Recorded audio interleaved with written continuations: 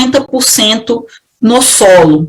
Ou seja, para aquelas áreas com saturação por base menor do que 50%, as produtividades foram mais baixas quando em comparação com áreas com saturação por base acima de 50%. E aí os melhores resultados com saturação na casa de 70% e 80% na camada de 0 a 20 centímetros do solo, ok? Mas, Larissa, quando a gente fala de calagem, de acidez superficial, eu devo considerar que existem diferentes tipos de calcário. E como que eu sei qual calcário escolher? Né? A gente deve considerar uma relação muito importante, que é a relação cálcio-magnésio do solo. Essa relação, ela deve sempre girar em torno de, para cada 3 cálcios no solo, eu preciso ter 1 magnésio. Essa relação, ela pode ir até 4:1, até 5:1, mas a gente não pode fugir muito dessa ideia, porque existe uma relação muito íntima entre esses dois elementos. Se eu tenho em muita quantidade, por exemplo, o cálcio e o potássio, eu vou desfavorecer a absorção de magnésio pelas plantas. Então, quando a gente for escolher o calcário, ele deve estar relacionado com quanto que eu tenho de magnésio e cálcio no solo. Se eu tenho maior quantidade de cálcio, eu devo procurar um calcário magnesiano ou dolomítico, porque são calcários que têm maior concentração de magnésio.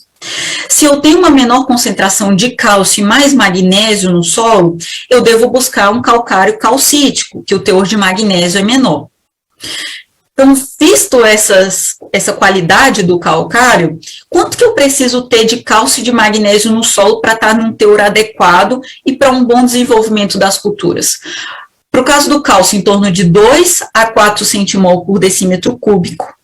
E para o caso do magnésio, em torno de 0,6 a 1 centimol por decímetro cúbico, que seria as quantidades adequadas de magnésio. Né? Já de enxofre, em torno de 2 até 5 miligramas por decímetro cúbico. Então, vão ser elementos extremamente importantes para o desenvolvimento das culturas agrícolas de uma forma geral, e a gente deve chegar próximo desses teores no solo para alcançar maiores patamares produtivos, ok? Pessoal, então, visto um pouco sobre a acidez superficial, a gente vai falar um pouquinho sobre a acidez de subsuperfície. Aqui no Brasil, tem se falado muito sobre esse tema, que é a correção do perfil do solo, né? Que é principalmente associado para o maior crescimento das raízes. Por quê? Quando eu consigo aumentar o crescimento das raízes no perfil do solo, ou seja, nas camadas mais profundas, eu vou possibilitar que as raízes utilizem aquela água que está armazenada dentro do perfil do solo. Né? E quando essas plantas conseguem utilizar essa água que está armazenada no perfil do solo, elas conseguem absorver mais nutrientes também, porque vão ter diversos nutrientes que vão estar disponíveis dentro do perfil do solo, que vão lixiviar, como acontece para o potássio, como acontece para o nitrato, que é o caso do nitrogênio. Então, a gente precisa aumentar o crescimento das raízes no perfil para camadas mais profundas. Mas vão ter 2 nutrientes que vão ter um papel central nesse crescimento das raízes no perfil do solo. O primeiro deles é o cálcio. Então, a gente precisa aumentar os teores de cálcio nas camadas abaixo de 20 centímetros de profundidade do solo e reduzir a concentração de alumínio, ou seja, a quantidade de alumínio dentro do solo, né? E aí a gente consegue perceber aqui nesse slide o quanto é prejudicial o alumínio dentro do solo. Então, a gente mostra ali algumas plântulas de trigo que tiveram crescimento com maiores concentrações de alumínio no solo. Então, conforme foi aumentando a concentração de alumínio no solo, foi reduzindo o crescimento das raízes, e conforme foi abaixando essa concentração, as raízes ficaram maiores, o tanto que é prejudicial esse alumínio dentro do solo. Da mesma forma, ainda nesse trabalho, foi avaliado o crescimento do ápice das raízes, que é onde ocorre a maior parte de absorção dos nutrientes, que é a raiz que adentra dentro do perfil do solo e que faz com que a planta tenha crescimento radicular mais vigoroso. Então, conforme foi aumentado o alumínio no solo, ficou uma raiz totalmente deformada, que não consegue penetrar dentro do perfil do solo, que não consegue mais absorver adequadamente os nutrientes, né? O outro elemento que eu falei para vocês que é extremamente importante é o cálcio. Mas, Larissa, por que o cálcio é tão importante? Porque o cálcio, ele só é movimentado na planta via xilema.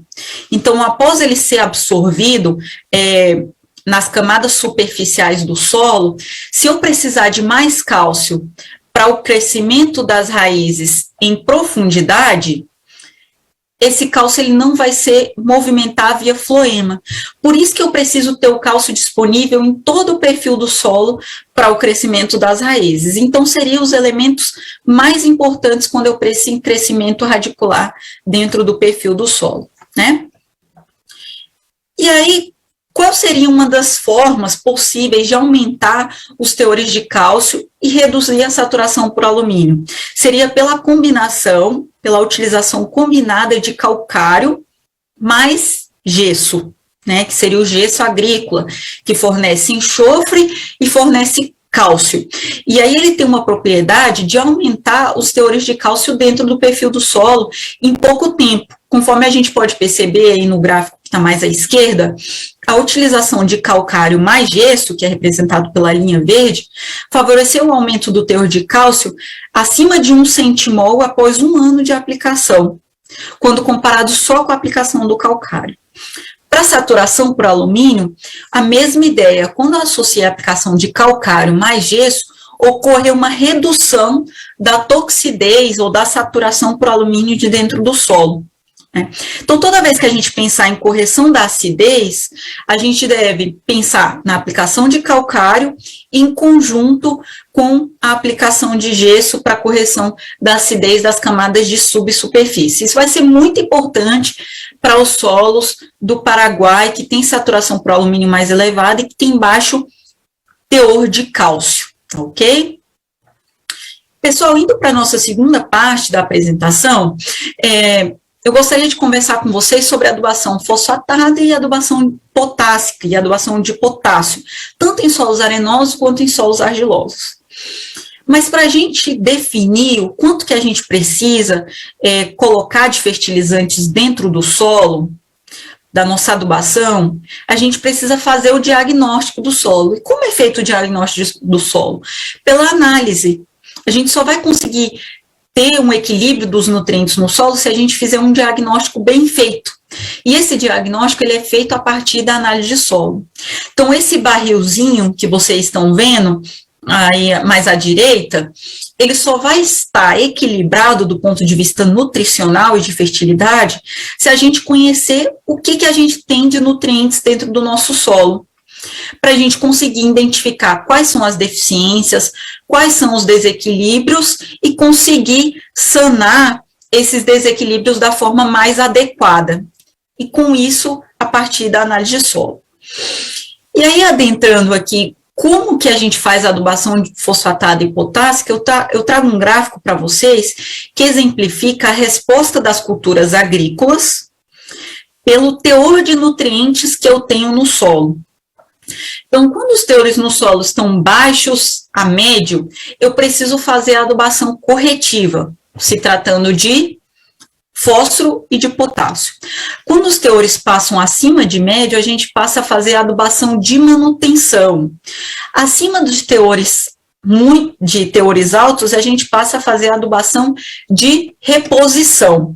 Então, a adubação de manutenção ela é vinculada à extração, ou seja, o quanto que eu preciso para produzir a planta inteira, conforme a gente viu no início da apresentação, e a adubação de reposição, quando os teores estão muito altos, é vinculada à exportação, ou seja, o quanto de nutrientes sai nos grãos, quando a gente faz a colheita, tá ok?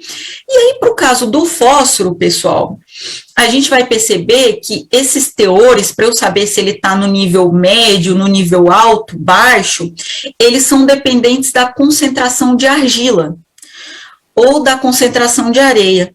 E aí, conforme a gente pode perceber, conforme a gente reduz a quantidade de argila nos solos, para uma parte dos solos da Bolívia e para uma parte dos solos do Paraguai, a gente consegue perceber que quando eu tenho um teor de argila menor do que 20%, o nível mínimo que eu precisaria ter no solo é em torno de 20 miligramas por decímetro.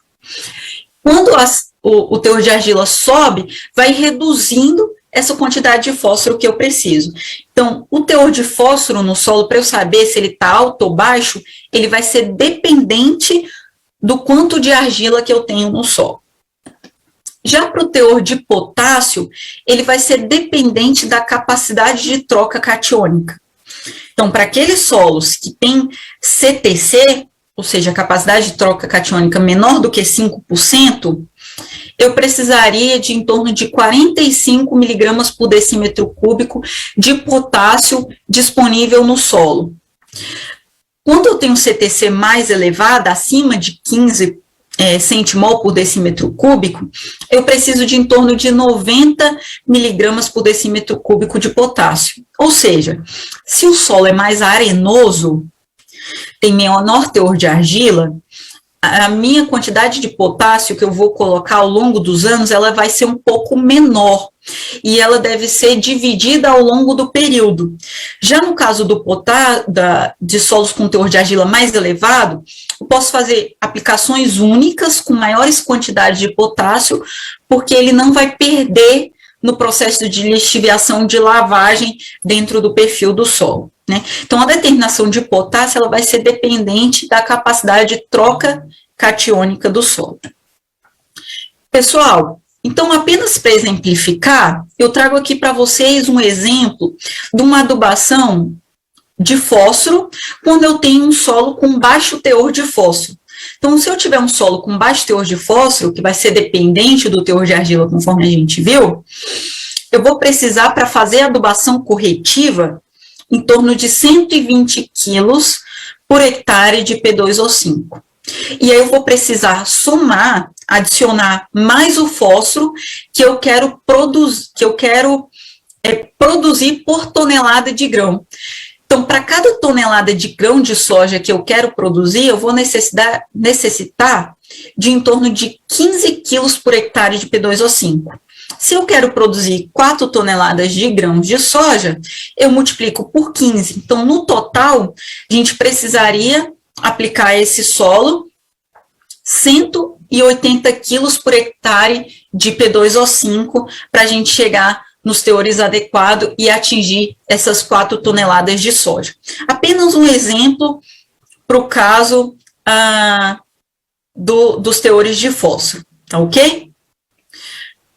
Pessoal, indo para agora uma terceira parte, que seria do processo de fixação biológica de nitrogênio, eu trago para vocês como que a gente consegue verificar se a fixação biológica de nitrogênio está sendo eficiente no sistema. Conforme a gente viu lá atrás, o nitrogênio é o elemento mais requerido pelas culturas agrícolas, certo? No caso da soja e do milho. Então, a fixação biológica de nitrogênio, ela vai ser extremamente importante para fornecer todo aquele nitrogênio que é absorvido pela cultura da soja. Para a gente saber se o processo de inoculação está sendo eficiente, se ele foi eficiente, a gente faz a coleta de plantas mais ou menos no estágio de V2 ou de V4. No caso de V2, seriam 2 trifólios, a gente precisa ter em torno de 4 a 8 nódulos por planta. Em torno de V4, a gente precisa ter em torno de 10 nódulos por planta para eu saber que o meu processo foi eficiente. Já no caso de R1, do florescimento da cultura da soja, a gente precisa de em torno de 15 a 30 nódulos por planta. Então, pessoal, se a gente chegar na fase de V4 e a minha quantidade de nódulos estiver inferior a 10 nódulos por planta, a gente precisa fazer uma reaplicação dos inoculantes, das bactérias que fixam nitrogênio, do rizóbio, em torno de 5 a 7 doses por hectare para tentar repor esse número de nódulos dentro do sistema, ok?